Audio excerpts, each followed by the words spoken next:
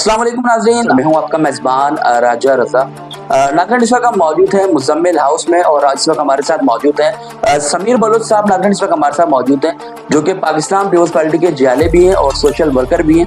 बहुत सारे लोगों की खिदमत करते हुए नजर आते हैं। आज हम इनके पास आए हैं, 2025 लग चुका है, तो इनसे जानेंगे 2025 में क्या कर रहे हैं, ये कैसी एक्टिविटी है इनकी पॉलिटिकल, और कैसे देख रहे हैं 2025 को। अस्सलाम वालेकुम भाई, कैसे हैं? अस्सलाम, ठीक ठाक रजा भाई, आप सुनाए? ठीक है, तबीयत ठीक है? अल्हम्दुलिल्लाह मैं बिल्कुल ठीक। कैसा देख रहे हैं 2025 को, 2024 को कैसे रुखसत किया आपने? 2024 थोड़ा मुश्किल में रुखसत हो गया, लेकिन 2025 माशाल्लाह ठंड में आया और माशाल्लाह ठंड भी अच्छा पड़ रहा है और अल्हम्दुलिल्लाह सियासी हवाले से भी ठंडे अभी तक देखते हैं। मुस्तकबिल में आने वाले दिनों में क्या है, अब तक तो ठंडे ही पड़ा हुआ है। देखने में आया है कि 2025 में सुना है कि कुछ लोगों की एंट्री होने वाली है पॉलिटिकल माहौल में, सियासी माहौल में, और कुछ लोग जो है वो ये कह लें कहीं मर्ज होने वाले हैं। तो क्या लगता है आपको कि जो चीजें, जो अफवाहें अभी तक फैल रही है, क्या वो अफवाहें आगे जाकर के सच होंगी?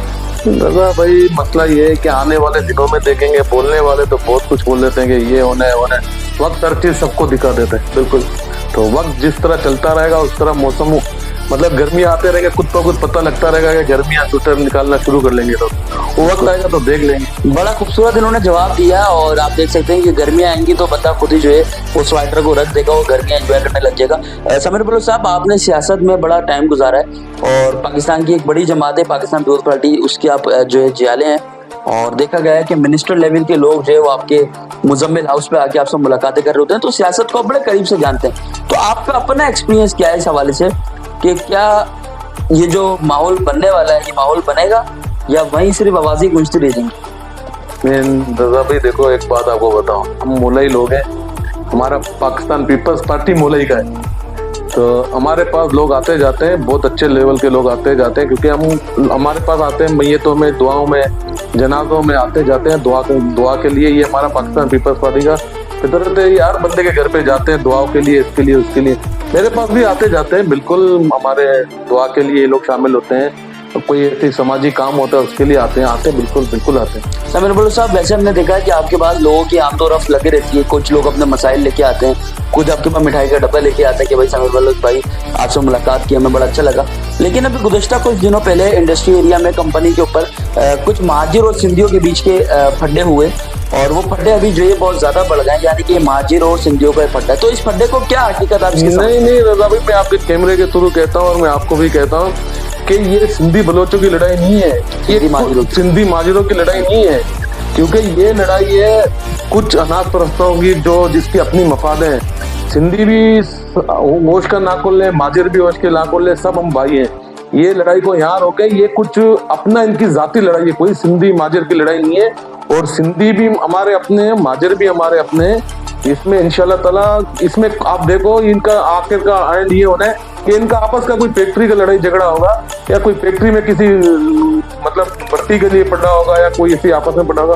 कोई सिंधी माजिर की लड़ाई नहीं है, और मैं दोनों सिंधियों को भी कहता हूँ कि बाबा एक दूसरे को अपना भाई मानो। मैं माजिरों को भी कहता हूँ कि कराची में भी अमन हुआ है, कराची को अमन रहने दो, इस लड़ाई को आगे ना बढ़ाएं, इस लड़ाई को यहाँ पर रोके। और मैं दोनों कौमों से अपील करता हूँ, बकल से खुद भी बलोच भी हूँ, सिंधी भी हूँ, माजिर भी हूँ, पठान भी हूँ, बंगाली भी हूँ, मैं हर कौम से ताल्लुक है मेरा, और मैं खुद समझ लो हर कौम का बंदा हूँ। मैं सिर्फ इतना कहता हूँ कि माजिर होश का नाखून ले, सिंधी होश के नाखून ले, कि इस लड़ाई को यहाँ रोके। और ये सिंधी और माजिरों की लड़ाई नहीं है, ये सिर्फ एक भर्ती की और या तो एक लड़की की लड़ाई है। ये सिर्फ लोग इस बात को फैलाते हैं कि सिंधी और माजिरों की लड़ाई। सिंधी कौन है, माजिर कौन है? आप इस रोड पे मेरे घर के सामने बैठो, यहाँ से सिंधी भी गुजरते हैं, माजिर भी गुजरते हैं, और सिंधी माजिरों के दुआ पाते हुए जाते हैं, माजिर सिंधियों। ये कुछ रज़ावी लोग हैं, इस बात को फैलाते हैं कि सिंधी माजिरों की लड़ाई। इंशाल्लाह ताला ये 1-2 दिन में ये लड़ाई कंट्रोल हो जाएगा, और मैं इंशाल्लाह ताला इसके अंदर मैं खुद जाती तौर पर, अब मैं आपके तौर पर भी मुझे पता लगा और मुझे रात को ही पता लगा था, मैं अपने जाती तौर पर भी इंशाल्लाह ताला अपने इंसानियत के तौर पर भी मैं जाके इन दोनों ग्रुपों से बात करूंगा जिनका पड्डा हुआ है, दोनों के पास में जाऊंगा कि भाई इस मसले को यहाँ रोको, इसमें लड़ाई झगड़े में कोई पैदा नहीं है, सिंधी माजर नहीं है, हम सब पाकिस्तानी और सब मुसलमान लोग हैं।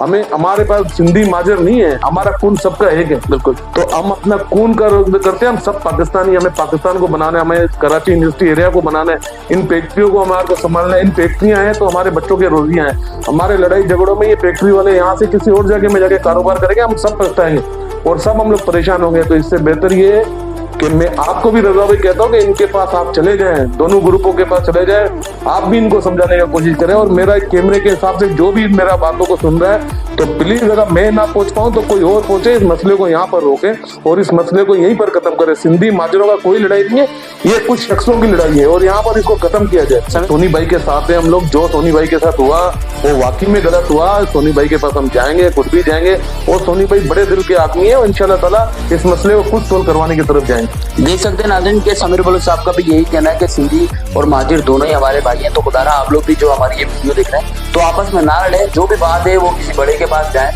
किसी सिंधी बड़े लीडर के पास चले जाए, किसी महाजिर बड़े लीडर के पास चले जाए और अपने मामला उनके सामने पेश करें और लड़े ना, इस मामले को जो है हल करें, क्योंकि हल में ही दोनों की जो है वो बेहतरी, चाहे वो सिंधी बिरादरी हो चाहे वो महाजिर बिरादरी हो। अच्छा जनाब, मोहतरमा की बरसी में हमने देखा कि बड़ा तैयार शायर होके जो है वो मोहतरमा के मज़ार पे पहुंचे हुए थे, तो थोड़ा सा हमें बताइएगा क्या मंजर देखा आपने, कैसा लगा वहाँ पहुंच के? क्या मोहतरमा की वैसी यादें दोबारा ताज़ा हुई वहाँ जाके? मोहतरमा की यादें तो रोज हमारे दिलों में होती है। मोहतरमा की यादें हमारे घर वालों के दिलों में होती है। मोहतरमा की यादों में हमारे बच्चों के पास होती हैं। तो मोहतरमा को कौन भूल सकते हैं? मोहतरमा तो ऐसा शख्स, वो औरत था, ऐसा लीडर था, तो उसको मेरे ख्याल में उसके दुश्मन भी है ना, लेकिन उसका नाम आता है ना तो उनके आंखों में से भी आंसू निकलते हैं कि वो ऐसा लीडर था। तो उसके पास जाने में आपको पता है वहां पर हमें बड़ा दिली सुकून होता है।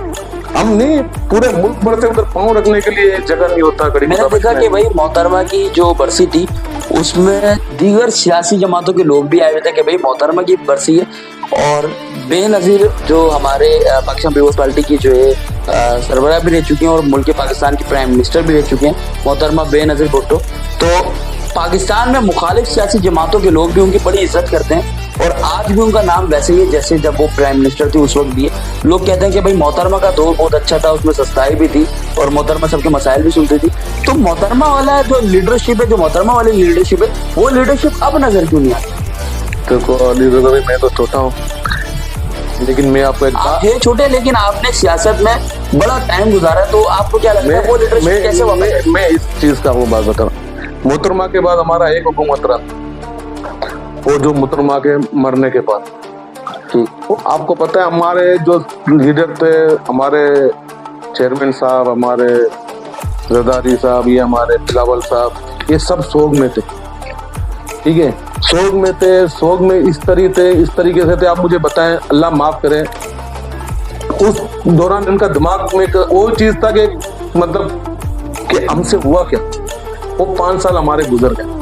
उसके बाद आपको पता है फिर नवाज शरीफ साहब आ गए, फिर इमरान खान आ गए, अभी तक हमारा नंबर नहीं आया। लेकिन इंशाल्लाह ताला हमारा बिलावल साहब है ना, और मैं ये तो नहीं कहूँगा कि मोहतरमा से ज्यादा अच्छे होंगे, लेकिन मोहतरमा का कमी सब हमारे पाकिस्तानी अवामों के दिलों में ना उसकी कमी को खत्म करवाएगा। यानी बिलावल भुट्टो जरदारी साहब जब वजीर आजम बनेंगे तो ये जो कमी है सियासी लोगों में, जो वो मोहतरमा की कमी को पूरा नहीं कर पा रहे, जो मोहतरमा जैसे लीडर नहीं बन पा रहे, तो बिलावल भुट्टो जरदारी साहब बिल्कुल वैसी लीडरशिप करेंगे इंशाल्लाह।